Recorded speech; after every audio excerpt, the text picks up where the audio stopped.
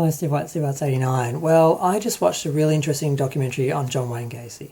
Now, I have seen many documentaries on John Wayne Gacy. I have a slightly morbid fascination with serial killers. I know it's very 90s of me, but particularly gay serial killers.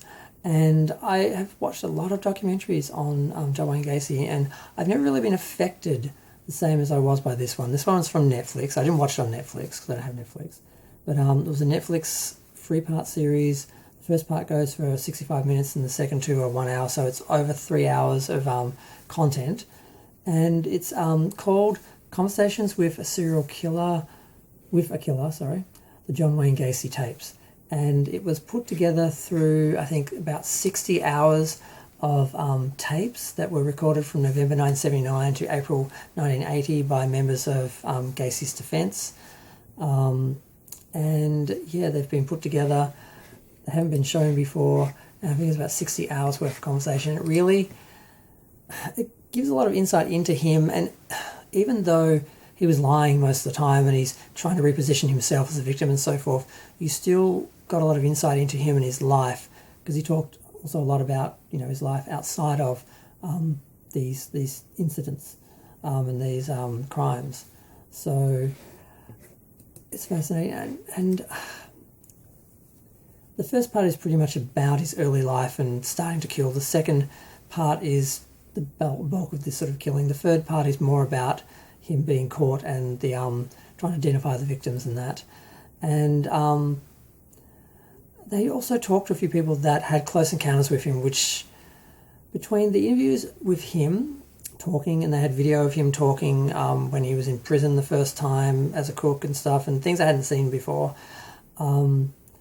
They had a guy called Stephen Nemeris,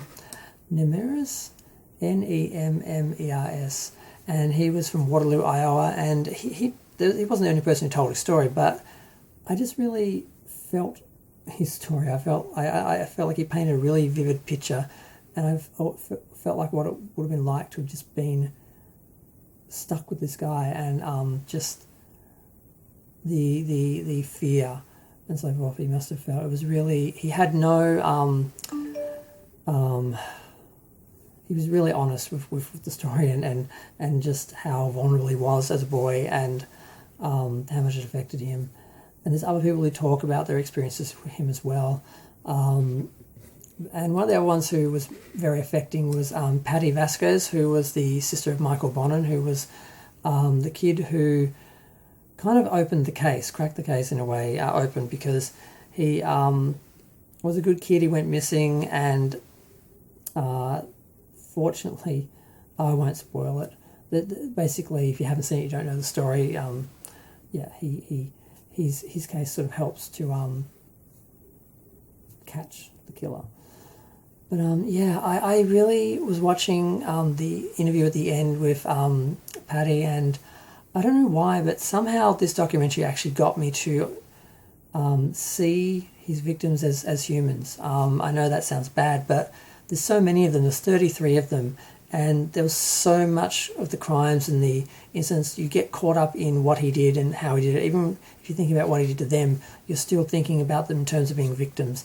And they just took a moment, a few minutes here and there, just to talk about them as people. And at the end, she even says, I want people to realise, that he was here, he was somebody. And I work really hard to sort of keep that alive. And it just really got to me. It's the first time I've ever found myself crying over the victims. And I think that sort of warrants some mention and some praise for the documentary. They spent a lot of time on new footage I hadn't seen before and images I hadn't seen before. We saw into his house, we saw some of his toys and things, and pictures of them digging up the victims and so forth, and some very first-hand disturbing stories. And it just really painted a real picture, and I felt like it wasn't a caricature. It wasn't like this boogeyman. It was like a real disturbed person who did horrible things to these real people, these boys who just were living their life, and they didn't want any part of it. They showed pictures of each of the victims that have been identified. I think there's 29 now. There's 4 that still haven't been identified. There was 33, 29 were buried on, on and around the property under the house, and 4 were dumped in a river. And they're down to, I think, the last 4 that haven't been identified. So they had pictures of all of them and the last dates that they were seen and that, and I don't know, it just seemed very real and very disturbing, and it sort of affected me more and differently than any of the other shows, documentaries have before. So I just wanted to do a little review of it and mention it. So I would advise any people interested in John Wayne Gacy or serial killers in general to watch it. It's very good, and I'm glad Netflix did a good job of it, because some other series and documentaries are pretty basic and they don't really get past the established sort of stories and mythology, but this one did. I'm going to go. Feel free to share, like, comment, subscribe. Let me know what you think. Let me know what you thought of the special if you watched it. If you haven't, you should watch it. Bye.